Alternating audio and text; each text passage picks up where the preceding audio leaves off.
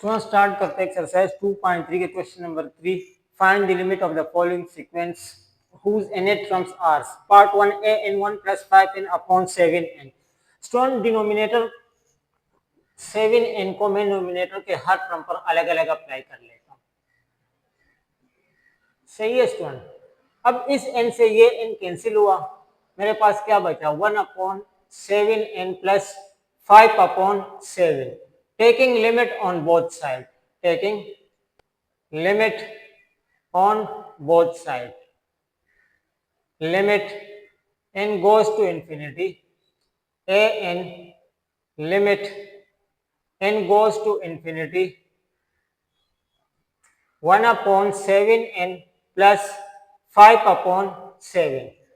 तो infinity apply कर limit apply कर देते, a n 1 upon 7 infinity plus 5 upon 7, limit n goes to infinity, a n 1 upon 7 infinity तो क्या आ जाएगा 7 1 upon infinity 5 upon 7।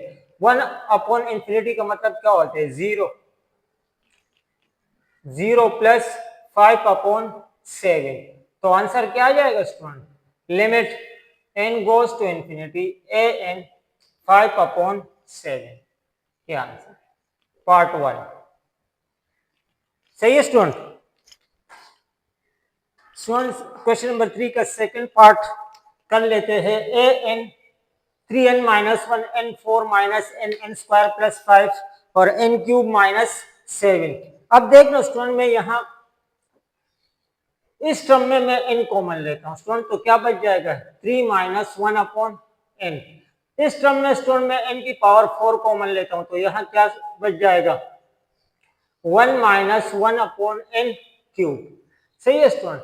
अब इस टर्म में मैं n स्क्वायर कॉमन लेता हूँ, तो यहाँ क्या बच जाएगा 1 प्लस 5 अपॉन n स्क्वायर। इस टर्म में स्टूडेंट में n क्यूब कॉमन ले लेता हूँ, तो यहाँ क्या बच जाएगा 7 अपॉन n क्यूब। ये आपस में मल्टीप्लाई होके क्या बन जाएगा स्टूडेंट n5। यहाँ क्या बचा 3 माइनस 1 अपॉन n और 1 minus 1 upon n cube. n square और n क्यूब तो n5। यहाँ क्या बचा 1 प्लस 5 अपॉन n स्क्वायर। यहाँ क्या बचा 1 माइनस 7 अपॉन n क्यूब। सही है student. Taking limit on both side, taking limit on both sides, तो limit n goes to infinity a n limit n goes to infinity 3 minus 1 upon n 1 minus 1 upon n cube 1 plus 5 upon n square और 1 minus 7 upon n cube. Student अगर मैं limit apply कर देता हूं left hand side पर, limit apply करते हैं तो यहां क्या बच जाएगा 3 minus 1 upon infinity 1 minus 1 upon infinity 1 plus 5 upon infinity और 1 माइनस 7 अपॉन इंफिनिटी। क्या बचा स्टूडेंट 3 माइनस 0 1 माइनस 0 1 प्लस 0 और 1 माइनस 0। तो 3 माइनस 0 3 1 माइनस 0 1 1 प्लस 0 1 1 माइनस 0 1 यानी नोमिनेटर में 1 और 1। तो आंसर क्या मिल जाएगा student limit n goes to infinity a n equal to 3। ये आंसर है। सही है स्टूडेंट। ये सेकंड पार्ट था। लास्ट पार्ट भी चेक करते हैं स्टूडेंट। क्वेश्चन नंबर 3 का थर्ड पार्ट है a n n plus 1 factorial upon n minus n factorial minus n plus 1 factorial.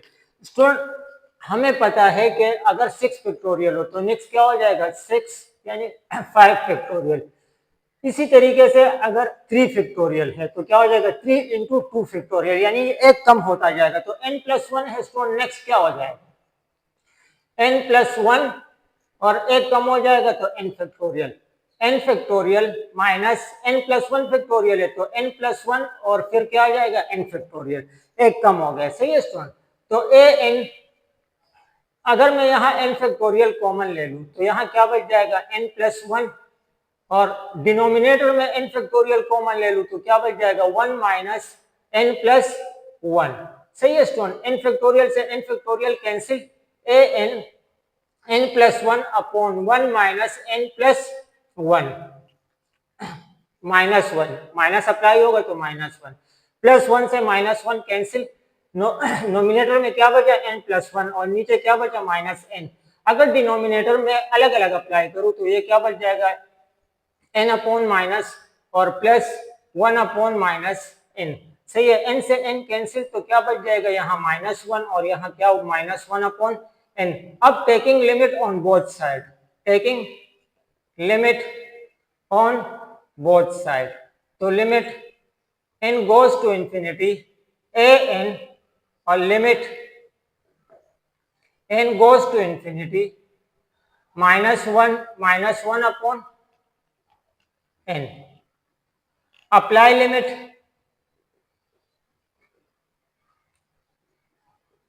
अगर मैं यहाँ लिमिट अप्लाई करूं तो माइनस वन अपॉन इंफिनिटी, तो आंसर क्या मिल जाएगा इसको, n goes to infinity a n one upon infinity zero, तो आंसर क्या मिल जाएगा माइनस वन, सही है स्टूडेंट। ये लास्ट पार्ट था क्वेश्चन नंबर 3 का।